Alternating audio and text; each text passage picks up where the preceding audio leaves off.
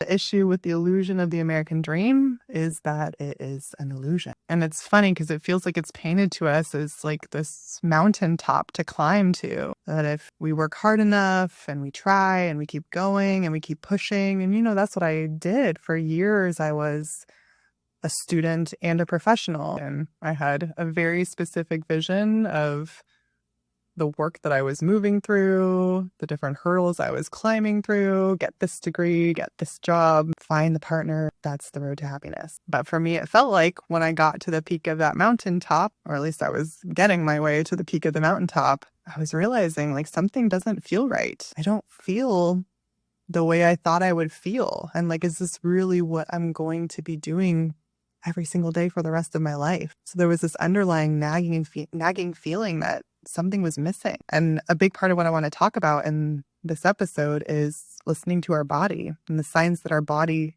gives us. Because what I also know from the way that I was raised, and maybe you relate with this too, is that being just a little bit unhappy was completely normalized.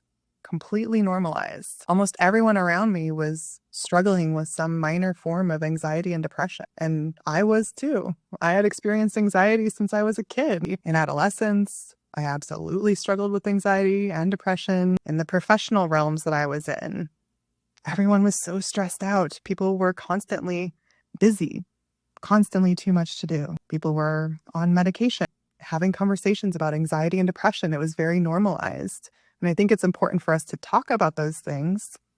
We've come a long way in this culture in being able to just give voice to some of those experiences that for many decades went unspoken. But to live in a culture where that's sort of expected, it sets us up for failure, right? It set me up for failure. It set me up to think that it was fine that I felt that way and I just needed to keep pushing through. In fact, signs of mental illness, anxiety, depression, physical pain, mental pain, disease, chronic illness, those are not normal aspects of society, not at the levels that we experience them in this culture.